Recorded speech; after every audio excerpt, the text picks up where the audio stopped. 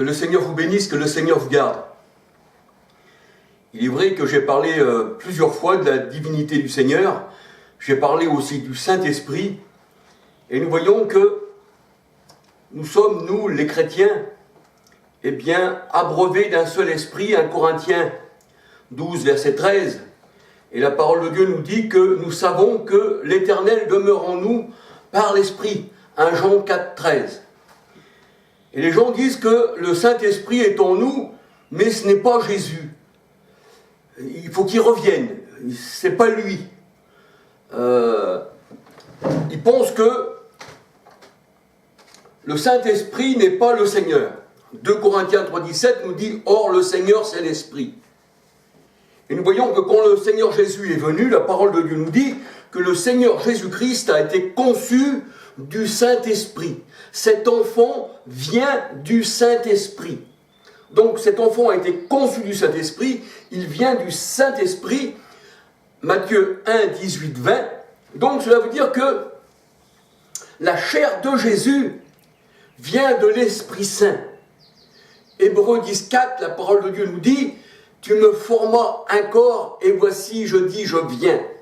Donc nous voyons que le Seigneur Jésus-Christ, son corps, la chair a été conçue du Saint-Esprit, parce que Dieu est esprit et il est saint. Et la parole de Dieu nous dit que quand Jésus disait « Le Père est en moi », Jean 6, 57, ça voulait dire par là que le Saint-Esprit était en Jésus-Christ. Luc 4, verset 1. Et la parole de Dieu nous dit, le Seigneur Jésus-Christ, eh bien, tout ce qu'il a fait, tout ce qu'il a accompli, eh bien, il l'a fait par l'Esprit Saint. La parole de Dieu nous dit dans Matthieu 12, verset 28 à 32, que le Seigneur Jésus-Christ, eh bien, chassait les esprits impurs par le Saint-Esprit. Et la parole de Dieu nous dit que le Seigneur Jésus-Christ avait été envoyé au désert par le Saint-Esprit. Luc 4, verset 1. Et nous voyons que la parole de Dieu nous dit que notre corps aussi, il est le temple du Saint-Esprit. Alléluia. Donc je veux dire par là que si le Saint-Esprit n'est pas Dieu, si le Saint-Esprit n'est pas l'Éternel lui-même, manifesté dans le Seigneur Jésus-Christ, et qui maintenant est manifesté en nous, eh bien on serait carrément dans l'erreur. On va se laisser guider par la parole de Dieu, pas par la parole de Charles. Et il est vrai que cette étude, je l'ai répétée maintes et maintes fois dans mes vidéos. Mais il est vrai qu'il n'y a pas beaucoup de personnes qui regardent ces vidéos. Donc, quand on reçoit des accusations, on est obligé, eh bien, encore de répondre et encore de refaire, eh bien, une étude. Mais pour la parole du Seigneur, il ne faut pas se lasser. Maintenant, je voudrais dire aussi à ceux qui pensent que je les ai insultés, eh bien, s'ils prennent ça pour une insulte, je m'en excuse. Alléluia, je m'en excuse. Parce que ce n'était pas mon intention. Vous savez, le Seigneur Jésus-Christ disait aux pharisiens, race de vipères, race de serpents, hypocrite, et pourtant, c'était le Seigneur Jésus-Christ. Mais dans le Seigneur, il n'y avait aucun mal. Et le serviteur n'est pas plus grand que son maître. Alléluia. Donc, si j'ai blessé quelqu'un, je m'en excuse. Alléluia. Je m'en excuse et le Seigneur le sait. Alléluia. Parce que mon but, ce n'est pas d'insulter les gens, mais c'est de parler du Seigneur. Alléluia. Alors, la parole de Dieu nous dit que la parole de Dieu nous dit que Dieu est esprit. Jean 4, 23, 24, le Père est esprit et que les vrais adorateurs l'adorent en esprit et en vérité. C'est-à-dire, il faut adorer le Seigneur en esprit et en vérité. Quand Jésus est venu, on n'a pas adoré la chair, mais on a adoré celui qui était en Christ, car Dieu était en Christ, réconciliant le monde avec lui-même. 2 Corinthiens 5, 19. Et la parole de Dieu nous dit dans 1 Jean 5, 19, 20, en Jésus-Christ, c'est lui, le Dieu véritable et la vie éternelle. Et Jésus disait, le Père est en moi. Jean 6, 57, et Matthieu 1, 18, 20, nous savons que Jésus est né du Saint-Esprit et que Jésus, en lui-même, il n'y avait que le Saint-Esprit. Le corps de Jésus était le temple du Saint qui est Esprit. Et alors, il faut bien sûr considérer que le corps du Seigneur Jésus-Christ, eh bien, était le temple de Dieu. Jean 1, versets 19, 20, 21. Pourtant, en Jésus-Christ, il n'y avait que le Saint-Esprit. Et même nous, le Saint-Esprit est en nous, et la parole de Dieu, elle dit, ne savez-vous pas que vous êtes le temple de Dieu? Donc, on voit que le Saint-Esprit est Dieu. Et comme vous dites qu'il n'est pas revenu, que Dieu n'est pas revenu, vous dites qu'il n'y a que le Saint-Esprit, et que vous prenez le Saint-Esprit simplement, eh bien, pour, je ne sais pas, moi, qui n'est pas Dieu, parce que ce n'est pas Jésus. La parole de Dieu, elle dit, Romains 8, 9, celui qui n'a pas l'Esprit du Christ ne l'appartient pas. Et là, nous voyons que le Seigneur Jésus-Christ, lui-même, son corps était le temple de Dieu, le temple du Saint-Esprit. Parce qu'en Jésus, il n'y avait que le Saint-Esprit. Et la parole de Dieu nous dit, Or le Seigneur, c'est l'Esprit. Parce qu'il y a un seul Seigneur. 2 Corinthiens 3, 17, et il est Esprit. Et dans Malachie 3, verset 1, voici, j'enverrai mon messager, c'est-à-dire Jean-Baptiste, et le Seigneur entrera dans son Saint-Temple, c'est-à-dire en Jésus-Christ qui était le temple du Saint-Esprit. Malachie 3, verset 1. Et dans le corps du Christ, dans le corps du Seigneur, il n'y avait pas deux personnes distinctes, ni trois personnes distinctes, mais il n'y avait que le Saint-Esprit. Jésus était rempli de l'Esprit. Luc 4, verset 1. Et c'est par le Saint-Esprit que le Seigneur, chassait les esprits mauvais, qu'il guérissait les malades et qu'il faisait tous les miracles. Matthieu 12, verset 24 à 32. Et blasphémer contre le corps de Jésus, blasphémer contre un homme, cela, nous est pardonné. Mais la parole de Dieu a dit que si on blasphème contre celui qui était en Jésus, par laquelle il chassait les esprits impurs, et c'est ce que faisaient les pharisiens, ils disaient que c'était par Belzébuth, qu'ils chassaient les esprits impurs. Mais le Seigneur dit quiconque blasphème contre un homme, ça lui sera pardonné, mais quiconque blasphème contre le Saint-Esprit ne sera jamais pardonné. Matthieu 12, versets 24 à 32. Et la parole de Dieu nous dit dans 1 Samuel 2, 25 exactement la même chose. Quiconque blasphème contre un homme, Dieu le jugera, mais quiconque blasphème contre l'Éternel, il n'y aura jamais de pardon. Là, nous voyons que le Saint-Esprit, c'est l'Éternel. Et Jésus s'est donné par l'Esprit éternel. 1 Samuel 2, 25, la parole de Dieu nous dit que Jésus, le corps de Jésus, a été donné par l'Esprit éternel qui était en Jésus-Christ. Hébreux 9, 14. Et la parole de Dieu nous dit dans 2 Corinthiens 5, 19, car Dieu était en Christ, et pourtant en Jésus-Christ, il n'y avait que le Saint-Esprit, il n'y avait que le Père, parce que Jésus est né du Saint-Esprit. Matthieu 1, 18, 20, cet enfant vient du Saint-Esprit, cet enfant a été conçu du Saint-Esprit, et Jésus disait, le Père est en moi. Jean 6, 57. Alléluia. La parole de Dieu nous dit que Dieu était en Christ. 2 Corinthiens 5, 19. Et nous-mêmes, nous sommes le temple du Dieu vivant. 2 Corinthiens 6, 16. Et nous sommes tous abreuvés d'un seul esprit. Il n'y a pas trois esprits en nous. 1 Corinthiens 12, 13. Alléluia. 1 Jean 4, 13, nous savons qu'il demeure en nous par le Saint-Esprit. Alléluia. La parole de Dieu nous dit que le Saint-Esprit est en nous. Alléluia. 2 Corinthiens 6, 16 et 2 Corinthiens 6, 13 à 19. 2 Corinthiens 6, 13 nous dit « Or, le corps, il est pour le Seigneur. » Et la parole de Dieu nous dit, 2 Corinthiens 3, 17, « Or, le Seigneur, c'est l'Esprit. Et en nous, il n'y a qu'un seul Esprit. » 2 Corinthiens 6, 13 à 19.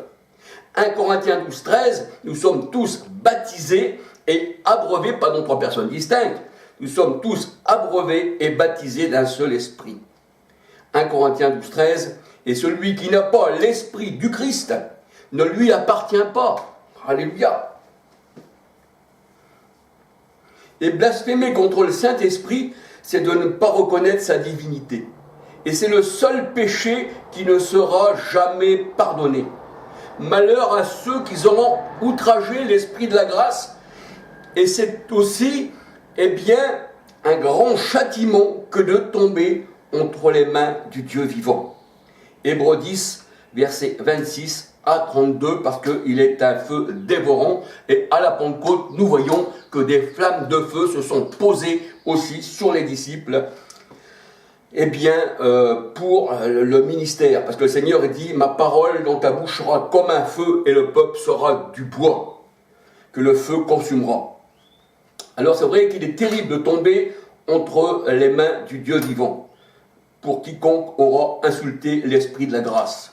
Hébreux 10, versets 26 à 31. La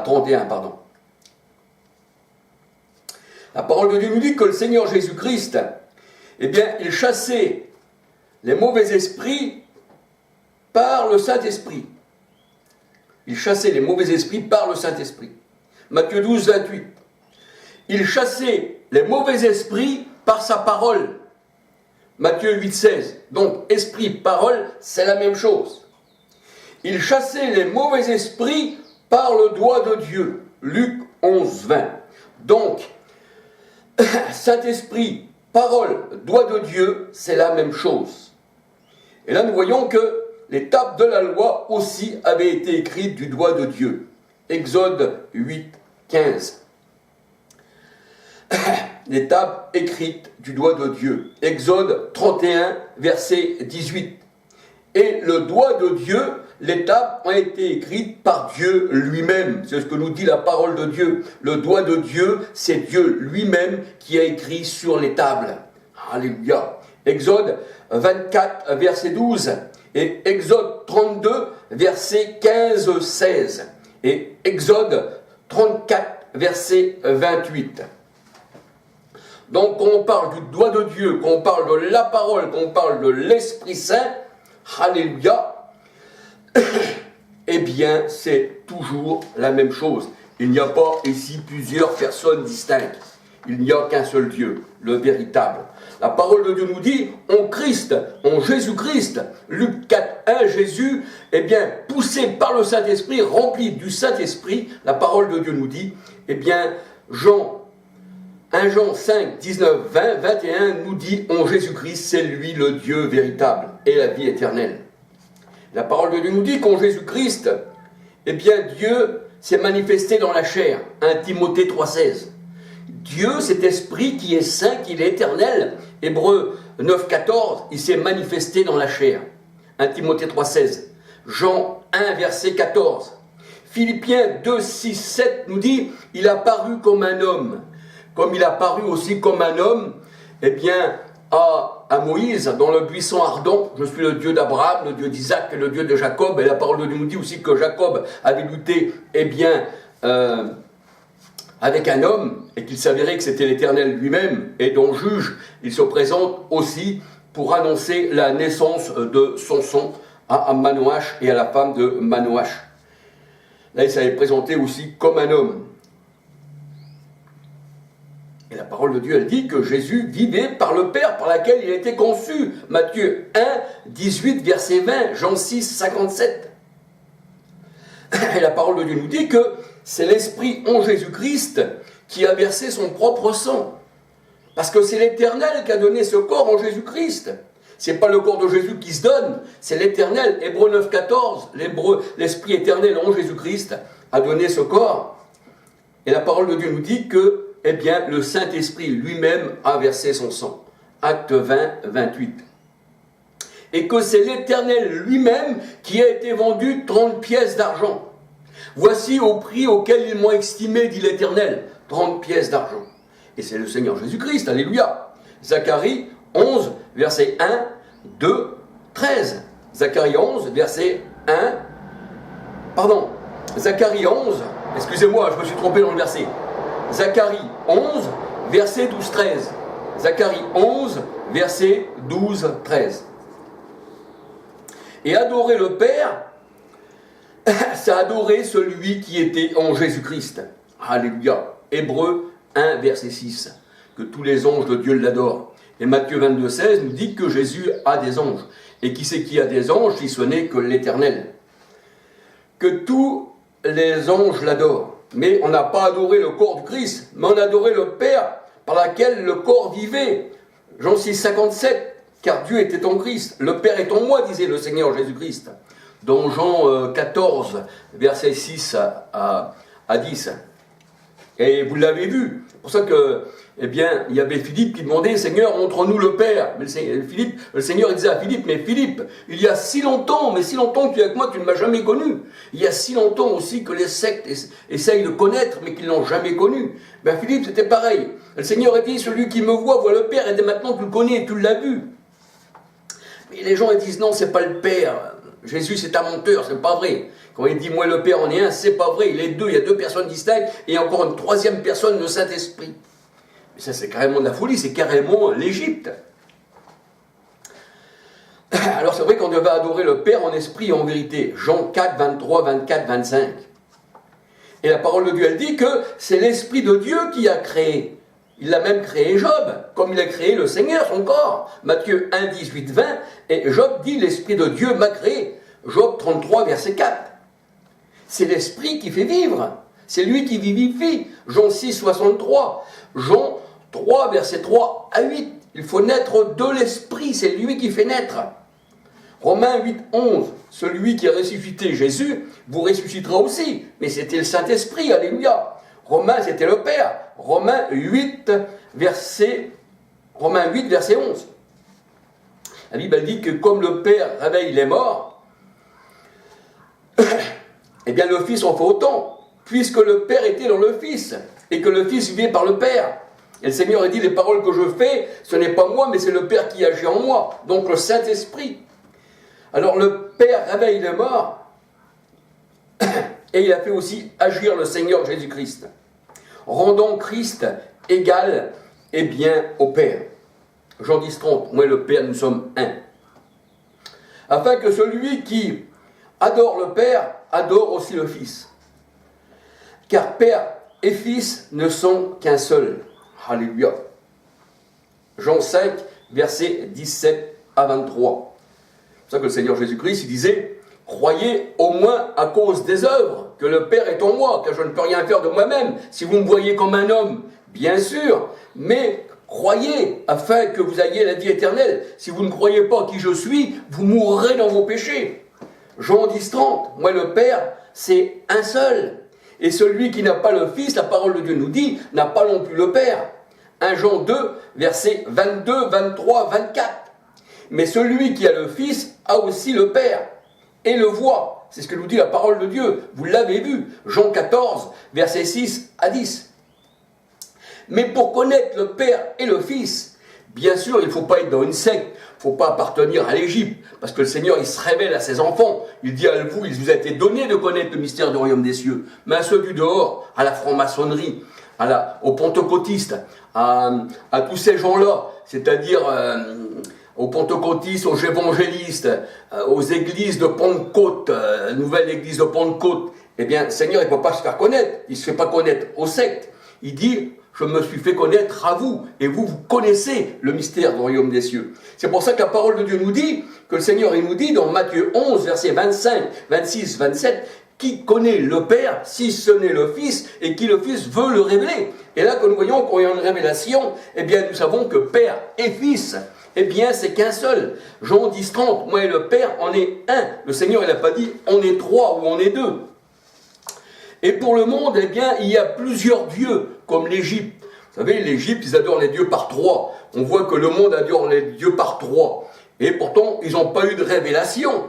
Ils n'ont pas eu de révélation, ils adorent les dieux par trois. C'est-à-dire, pour avoir une révélation, il faudrait adorer les dieux par trois. Mais la parole de Dieu nous dit, pour le monde, il y a plusieurs dieux. Il y a plusieurs seigneurs. Mais pour nous, il n'y a qu'un seul Dieu manifesté en Christ. 1 Corinthiens 8, versets 5, 6. Et le Seigneur Jésus-Christ, du fait que le Père était en lui, eh bien, il était Dieu avec nous. Matthieu 1, 23. Et c'est pour ça que dans Ésaïe 35, 4, 5, 6, la parole de Dieu nous dit, voici votre Dieu, il viendra lui-même et vous sauvera. N'ayez plus le cœur troublé.